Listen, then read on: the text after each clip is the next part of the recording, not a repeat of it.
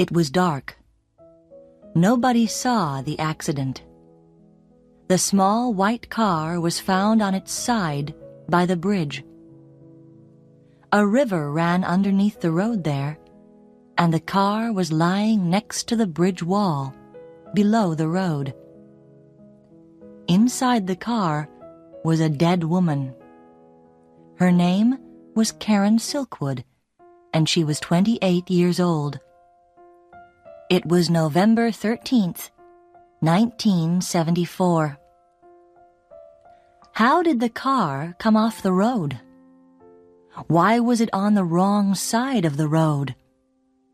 Why was it so far from the road? There was nothing wrong with the car. Karen Silkwood was a good driver. Everybody knew that.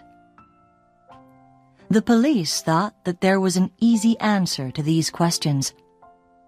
Karen was tired after a long day, so she fell asleep while she was driving. It could happen to anyone very easily. They took the car to a garage, and they took Karen's body to a hospital.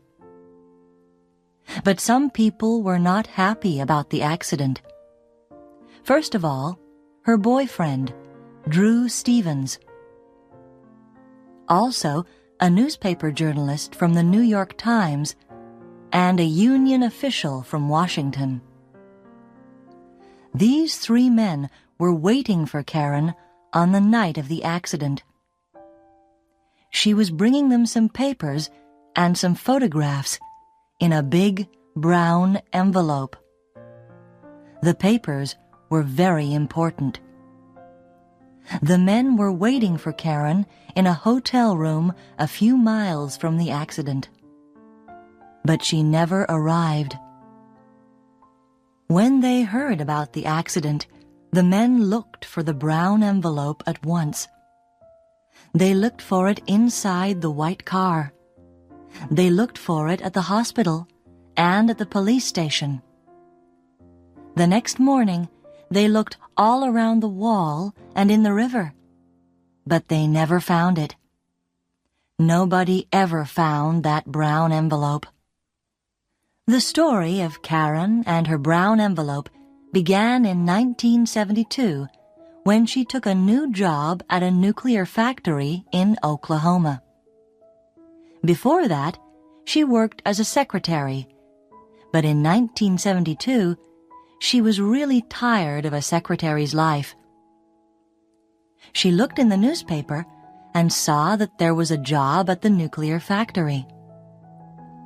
The pay was much better than a secretary's pay, and the work was more interesting. She went to see Mr. Bailey, the manager of the factory, and she was surprised and happy when he gave her the job immediately. He asked Karen to start work the next day. On her first day at the factory, Karen learned a lot. Mr. Bailey told her that she had to wear a special white coat, some special shoes, and a white hat.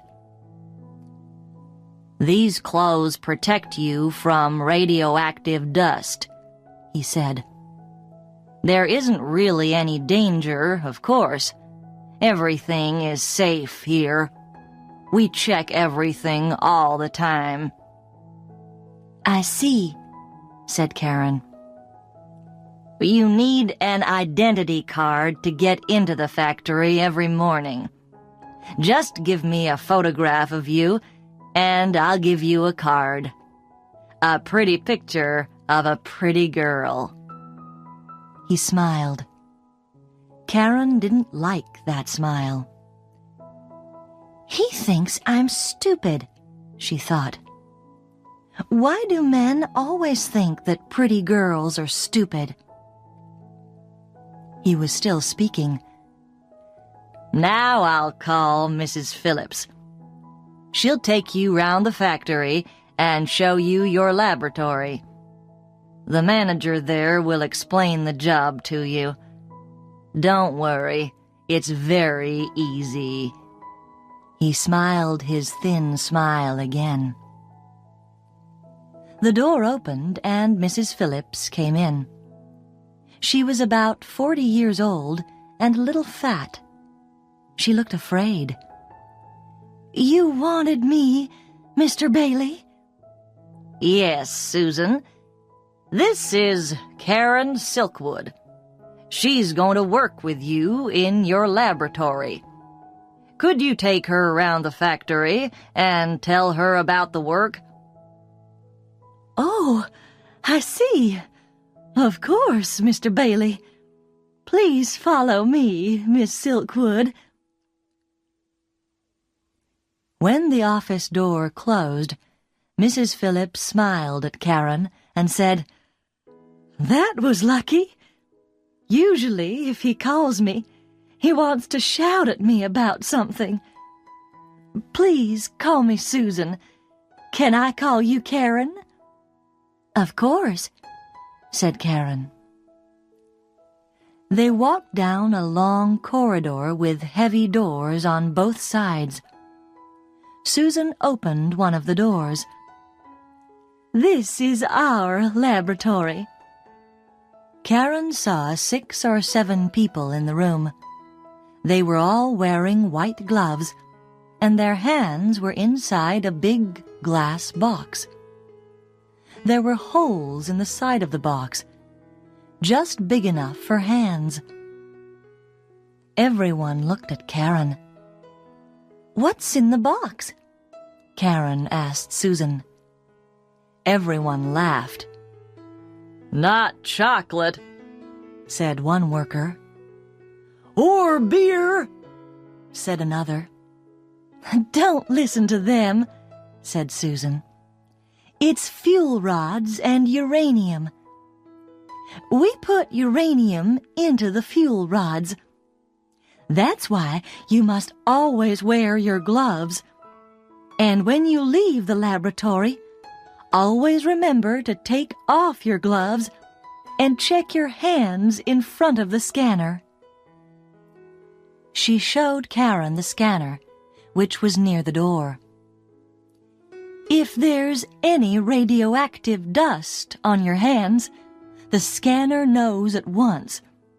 An alarm rings all over the factory." "And when the alarm rings, the party begins," said one man. "Party?" Karen asked. "You can take off all your clothes and have a swim with lots of water." "He means they wash you in a shower," said Susan. "It doesn't happen very often." Karen went home happy at the end of the day. She didn't think that the work was difficult, and the money was good. Very good. At first, Karen liked her new job. She was an ordinary, small-town girl who liked ordinary things. A comfortable home, a glass of beer, an evening with good friends. Soon she had some new friends from the factory. She also liked Drew. He worked in another part of the factory, but everyone used the same coffee bar. She met him a few days after she started the job. In the coffee bar, she and Susan were laughing together at a story in the newspaper. Then Karen suddenly heard a voice behind her. "Here's a new face." She turned round quickly.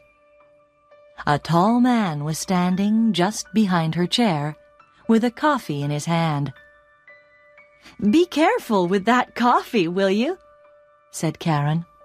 "You're going to drop some on me in a moment." "It's too good to be true. Nobody as beautiful as you ever works in this factory. What about having a pizza with me tonight after work?" Karen wasn't sure what to say.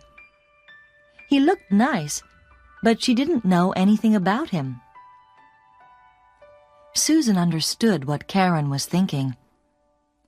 Don't worry, dear. It's only Drew. He's big and he doesn't talk much, but he's not dangerous. Drew laughed.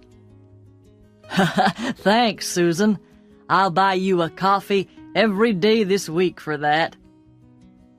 He turned to Karen. Can I buy you a pizza or not? What do you say? Karen smiled. I never miss a free meal. When Karen arrived at the restaurant that evening, Drew was already there. He stood up when she came in and gave her a big, friendly smile. Karen thought of Mr. Bailey's smile. How could two smiles be so different? Karen found that it was very easy to talk to Drew. He listened to what she said, and they laughed at the same things. It was like talking to her favorite brother. In the next few weeks, they spent a lot of time together. Everyone at the factory saw how happy they were. Life was going well for Karen. But in the summer of 1974, everything began to change. One evening, Karen and Susan were leaving the laboratory. First, Karen checked her hands in front of the scanner, and then a minute later, Susan checked her hands. Suddenly, there was a terrible noise. It was like a high scream. Everybody could hear it all over the factory. Susan didn't move. She just looked at her hands. Then the door of the laboratory flew open. Two men in white coats ran in and took Susan by the arms. Before Karen could do anything, they pulled Susan through the door. The terrible noise of the alarm was still going. Karen shouted, "Where are you taking her?" Nobody could hear. Nobody answered. Suddenly, the noise stopped. Karen turned to the other workers. "Where will she be?" "In the shower room." Karen ran out of the laboratory and along the corridor to the shower room. Inside the room, Susan was screaming. Karen pushed open the door. Susan had no clothes on, and the two men were showering her from head to foot, in her eyes, inside her ears, everywhere. The water hit her body like stones. "Stop that!" shouted Karen. "You're hurting her!" Not as much as radioactive dust can hurt her. One very small piece could kill her, shouted back one of the men. 10 minutes later, they stopped the shower. Susan's face was as white as snow, and she was shaking with cold. The men checked her body again with a hand scanner. "Okay, you're clean now. Put your clothes on. In 5 minutes, we'll come back and take you to the medical center for more tests." They left. Susan looked at Karen.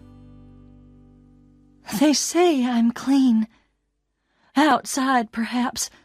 But what about inside? How much radioactive dust is in my body? Am I hot?"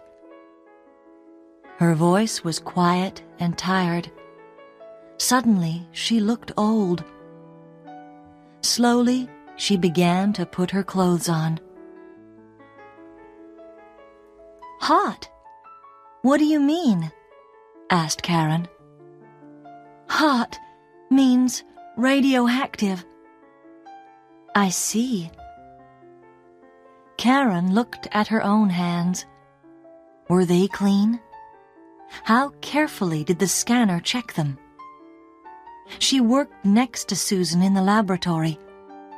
Perhaps the dust was on her hands, too. "I'm sure you're fine, Susan. The men said you were okay, and the doctors will know." "Nobody knows. Uranium is very new. Nobody really knows what it can do to us." One of the men came back with a woman. "Come along, dear. Time for your medical tests." Then they saw Karen near the door. "What are you doing here? If you've finished work for today, you can go home." Karen did not listen to them. "Are you okay, Susan? Do you want me to come with you?" Susan shook her head. "No, it's okay. You go home, Karen. I'll phone you later. Don't worry about me. And thank you." The man and the woman took Susan's arms and walked down the corridor, with Susan between them. She looked very small and very afraid. After the shower, Susan was a different person. She was quiet and didn't laugh very often. One evening, a few months after the shower, Karen met Susan in a bar for a drink after work. "You know, Karen, we really must leave the factory. It's very dangerous. How many times do we hear the alarm now? More and more often. And every time we hear it, we know that someone is in danger." "How does it happen? I don't understand it," said Karen. "It's because the factory is working 24 hours a day. The safety people can't do their job well. They have to check everything carefully every day. But when can they do it? When we finish, there are the people who come into work at night. The managers don't care about the danger. They only care about the money.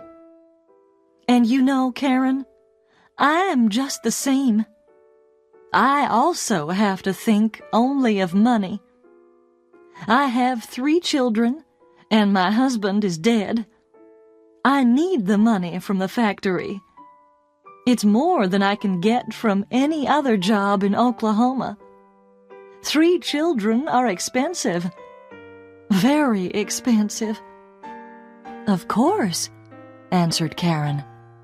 "I understand. Drew and I have talked about this. He's thinking about leaving too." "It's okay for a young man, strong like Drew. He can get many other jobs. You could leave too, Karen.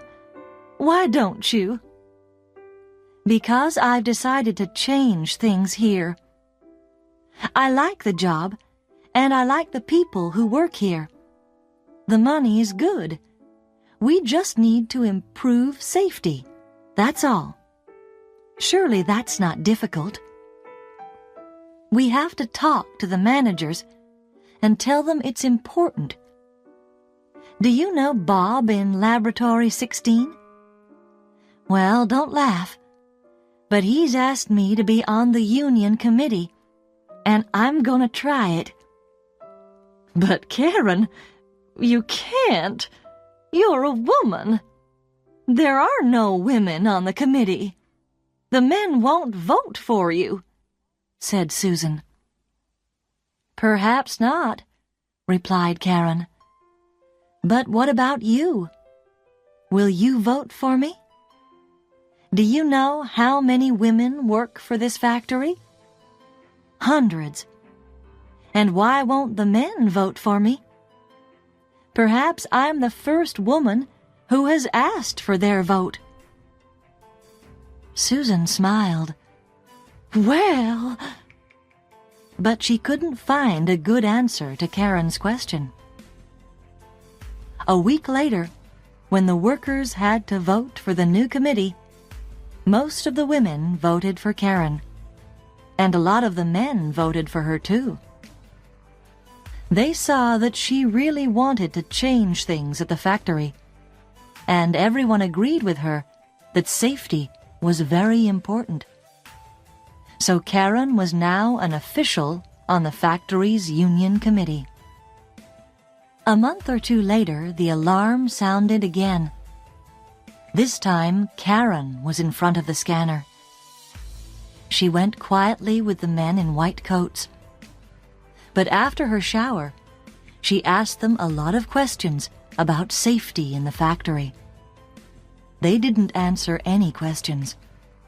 They just got angry.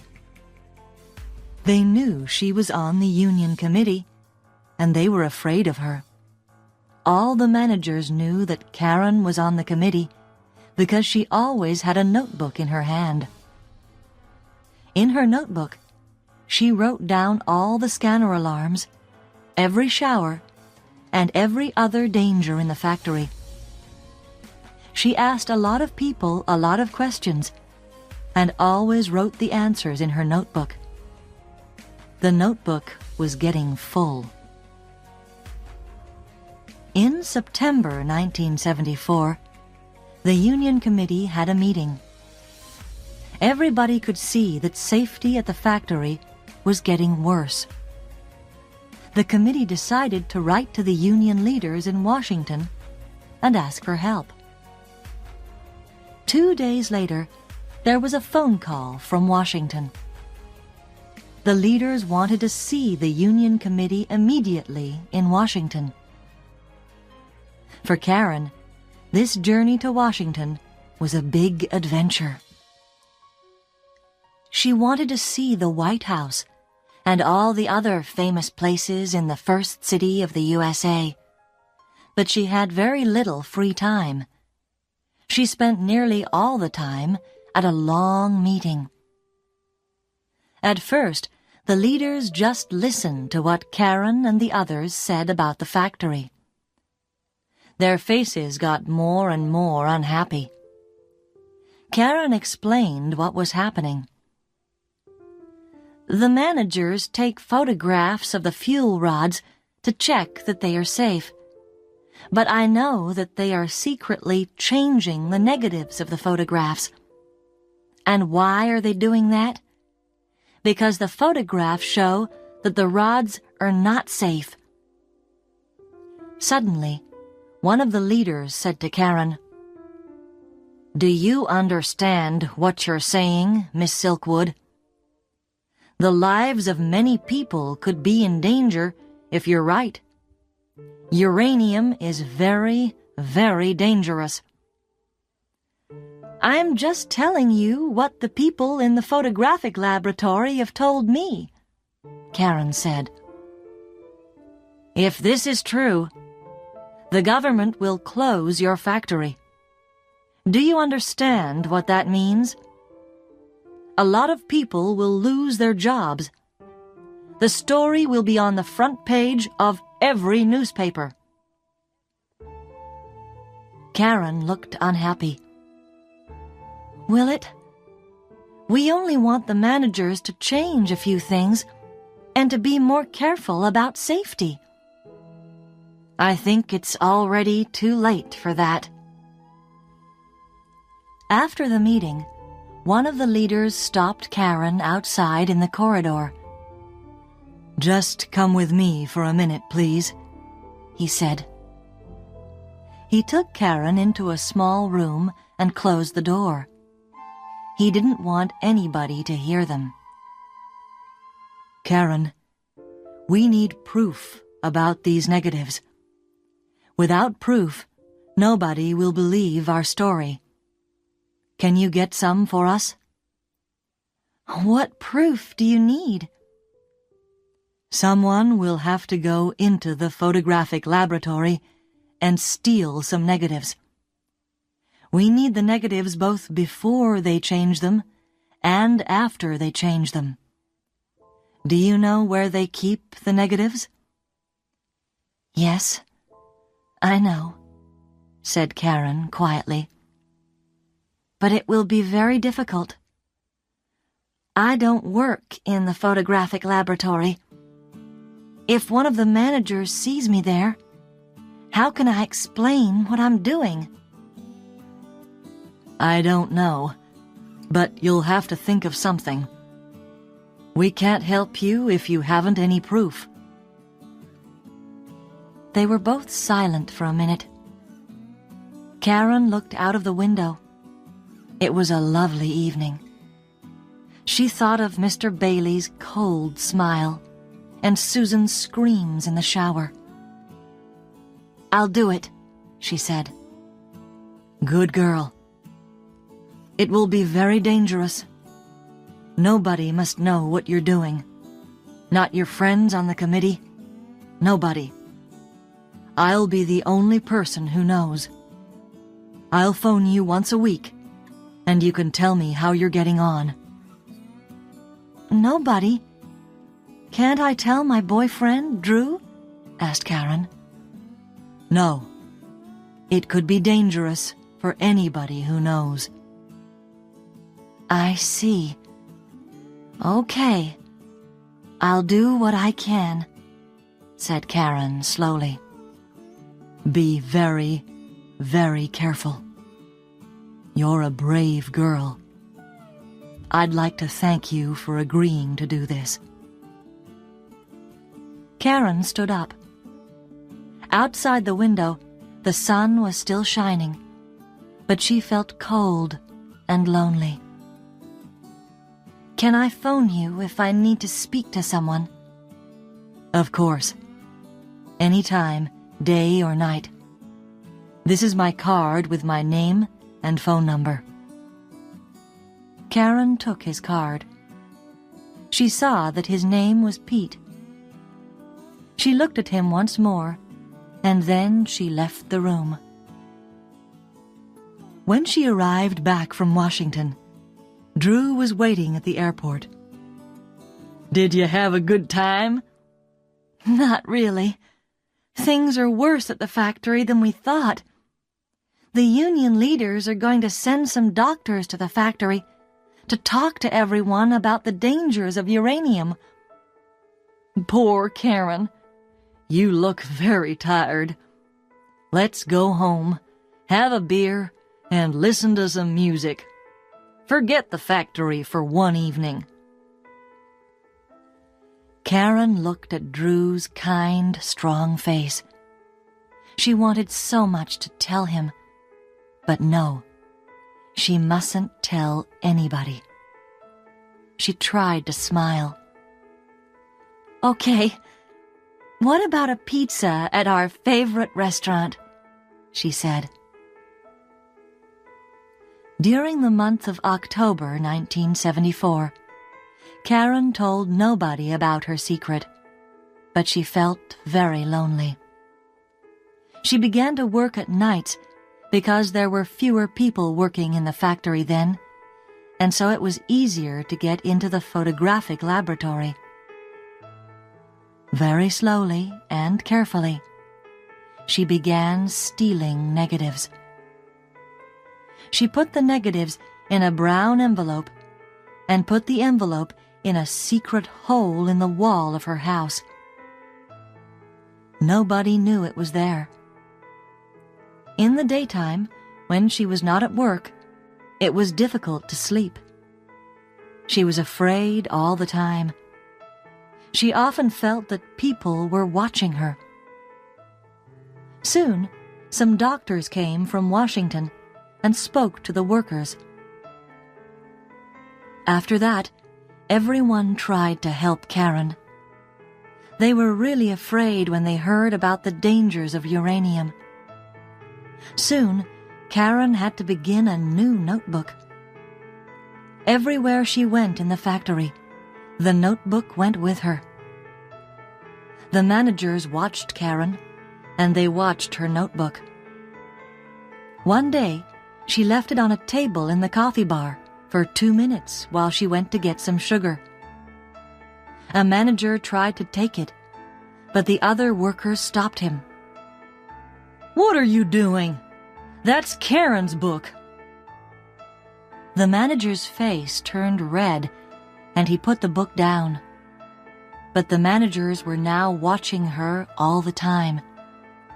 It was more and more difficult to get into the photographic laboratory. But in the last week of October, Karen told the union leader in Washington that she had nearly all the proof necessary. "That's wonderful," said Pete's soft voice in Washington. "When you're ready, I'll take you to meet an important man from the New York Times. We'll give the story to the newspapers, and they'll tell the world about it. Then the government and the factory managers will have to do something about the dangers of your work." "Give me just a little more time," said Karen, and she put down the telephone. At the beginning of November, Karen was ready for the meeting with the New York Times journalist. The brown envelope was full. Then Drew decided to leave his job at the factory. He told Karen that the work was too dangerous. He wanted Karen to leave, too. "Not yet," Karen said. She wanted to stay until the meeting with the New York Times. She knew she would have to leave the factory after that. But how could she explain to Drew? Karen was now working during the daytime again, and on the evening of November 6th, she passed the scanner on her way out of the laboratory. Suddenly, the alarm sounded. She had to have another shower. After the shower, she went home, very tired and unhappy.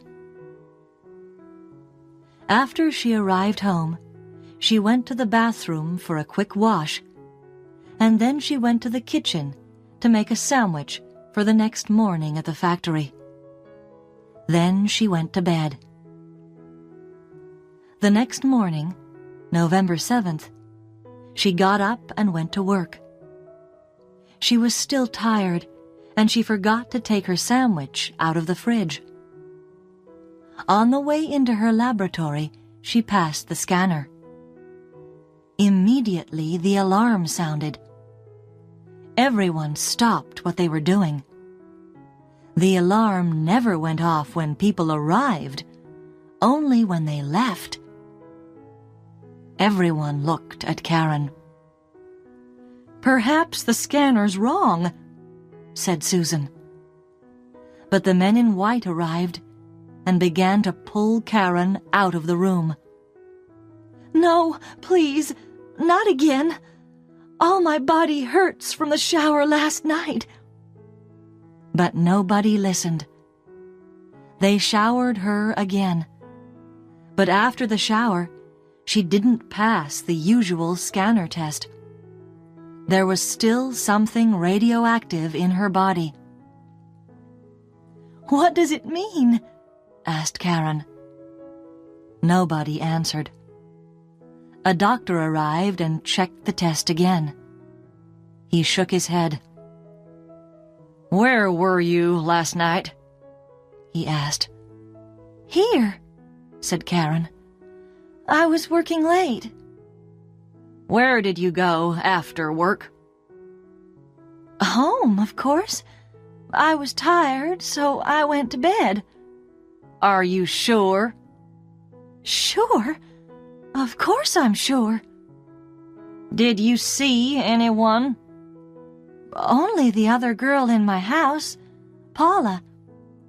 I just said good night to her. She was already in bed." "Okay, let's go," said one of the men in white.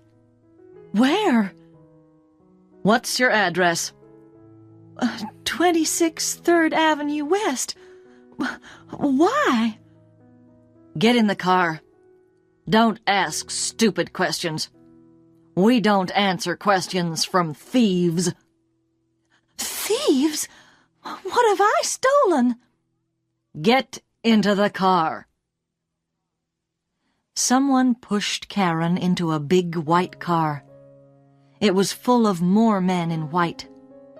They were all wearing the special white clothes and hats to protect their faces and bodies, and they were all holding scanners. They drove to Karen's home and opened the door with Karen's key. "Stay in the car!" one of the men in white shouted at Karen. But Karen didn't listen to him. She followed them to the house and looked through the windows. The men went all round the house with the scanners, and everywhere was radioactive. The kitchen, the bedroom, the bathroom. The kitchen was very hot, and when the men opened the fridge, the noise from the scanners was very loud. The men followed the noise to the sandwich. "I suppose she made this last night," said one of the men. "Stupid girl. She's lucky that nobody has eaten it." They put the sandwich carefully into a bag. That was only the beginning. Soon all Karen's things were in bags. Her clothes, her books, her photos. When they took her photo of Drew, Karen couldn't stay quiet any longer. "What are you doing? It's just a photo!" "Be quiet," they told her. "Don't you understand anything? Your house is very radioactive. The walls are hot, too. We can't leave anything in the house. It's not safe. Think of the people next door. Now we're going to lock the house, and nobody must go in again. Phone your friend Paula and tell her to find somewhere to sleep tonight. Don't tell her too much. Nobody must know what's happened here. People won't understand, and they'll begin to worry and get afraid. That's not good for the factory." "The factory? Who cares about the factory? What about me? If my house is radioactive, I'm radioactive too," said Karen. "Why didn't you think of that before you stole the uranium? Go to your boyfriend's house. Don't go out. Don't speak to anyone. We'll phone you tomorrow and tell you what to do." They put all the bags in the car and drove away. Karen stood alone in the middle of the street. They thought she was a thief. But why?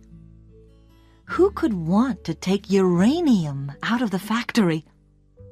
Everyone knew how stupid and dangerous that was. She looked silently at her empty house. Now there was nothing in her home, only a brown envelope in a hole in the wall. Karen tried to think. She was hot. Perhaps she was dying. She was dangerous to other people, dangerous to Drew. She couldn't phone him. She was alone. She forgot about Pete in Washington. She sat down on the ground and cried. She wanted to die quickly. 3 hours later, Drew found her there. She was still sitting on the ground. Her face was white and empty.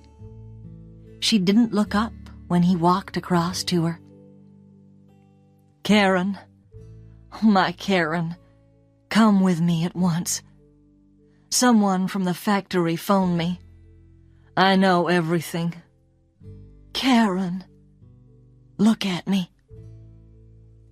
"Don't come near me. I'm dangerous to you." "Don't be stupid. I talked to the doctor at the factory. He says you're not dangerous to anyone.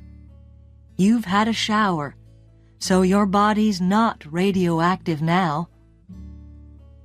Karen looked up into his face. And you believe him? Do you still believe anybody in that place? Do you also believe I stole uranium from the factory? Of course not. Did they say that to you? That's terrible. Wait until tomorrow. When I get in there, they'll be sorry they ever said that to you. It's no good, Drew. I'm dying, said Karen quietly. I don't know how this happened, but I know one thing. There are people at that factory who want to see me dead. Karen, you're tired. You need a holiday. You must leave the factory like me. Come home with me now. Home? I haven't got a home anymore. Karen put her head in her hands. Drew looked at the empty house. His face was white and angry. Did they do that too? Karen, my home is your home from now on. He took both Karen's hands and pulled her to her feet. He helped her to his car and took her home. That night, Karen and Drew couldn't sleep. They had to talk. How did your house get so radioactive? That's the question, said Drew. I think, answered Karen, that someone put something radioactive into my bag last night before I left the factory. I remember that I left my bag on the table for a few minutes at coffee time in the afternoon. But Karen, who did that? And why? Drew, I'm going to tell you something. Perhaps I'm dying now, so there mustn't be any secrets between us anymore. I agreed to get photos of the fuel rods for the union in Washington. I've stolen photos and negatives from the photographic laboratory. Perhaps someone saw me. One of the managers. You've stolen photos? What photos? Why? Karen explained everything to Drew. He was very quiet when she finished. In the end, he took her hand. Karen, this is very dangerous. I'm afraid for you. Perhaps someone does want to kill you. Didn't you think of that danger when the union asked you to do this? Why did you agree to do it? Because I care, Drew. Somebody has to do something. Why not me? I care about you, about Susan, about everyone who has ever worked at that factory. If the danger from radioactive dust doesn't stop, perhaps we'll all die. Don't you understand that? Yes, I understand, said Drew quietly. But I also understand that you're doing a difficult and dangerous job alone. You mustn't work alone anymore. I'll be with you all the time. Nobody is going to hurt you again. Karen smiled. I was right to tell you. I need a friend, and you are the best friend that I have. But it's not much longer now. After the meeting with the New York Times, everything will be finished. I can go on for a few more days, but I'll tell you everything from now on. Next morning, Karen telephoned Pete in Washington and the union committee at the factory. She told them about her house and that the managers were calling her a thief. From Washington, Pete's voice sounded angry and worried. "The factory's managers are trying to sack you. Say nothing. Do nothing. We'll speak to them and tell them that we know what's happened to you. You must have medical tests, and we'll tell them that." Karen waited at Drew's house all day. In the evening, the phone rang. "Miss Silkwood," said Mr. Bailey's cold voice. "You and Drew and your friend Paula must go to Los Alamos for tests. The doctors there know all about uranium and radioactive dust. We've talked to the union. We will pay for the journey, and they will pay for the tests. But we know that you've stolen some uranium. That's why you were so radioactive. There's no other answer." The phone line went dead. Karen looked at Drew. "You and I are going to Los Alamos for medical tests. But I'm sure now. The managers know. They know what I've really stolen. And they'll look for them while we're away. They'll tell everyone that they're looking for the stolen uranium. But they won't find anything. They won't find their negatives." Karen, Paula, and Drew went to Los Alamos and had the tests. The doctor said that Karen's body was still a little radioactive, but Drew and Paula were all right. It was very good news. They told Karen that she was in no danger now, but they also explained that they didn't know about the future. "It will be a few years," they said, "before we know that you're really all right." High in the mountains around Los Alamos, Paula, Drew, and Karen had a party in a little restaurant. Karen felt years younger. She was not going to die. She and Drew still had a future together. They all danced until midnight. The next day, they took the plane back to Oklahoma City. Karen had to go back because that evening there was a union meeting at the factory, and after that, her meeting with Pete and the journalist from the New York Times. It was an important day for her. They arrived at the airport in the morning. Early in the evening, Karen drove to her house. She went alone because Drew was working. She used her key and went quietly into the house.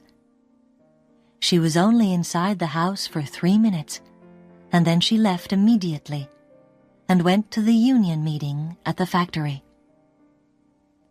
That night at the meeting, Karen had a big brown envelope in her bag. The envelope was too big for the bag, so everyone could see it. All the workers were very happy to hear that Karen was all right. They were afraid that she was very ill, so when they saw her looking happy and well, everyone felt better. "She looks as happy as she did a year ago," thought Susan. "A pretty, happy girl who likes a good time and a good laugh." After the meeting, a lot of people wanted to talk to Karen and ask her about the last few days. "I'm sorry," she said. "I can't talk to you now. I have to go to another meeting." "With your good-looking Drew?" asked someone with a friendly laugh. "Yes," said Karen, "with Drew and 1 or 2 other people."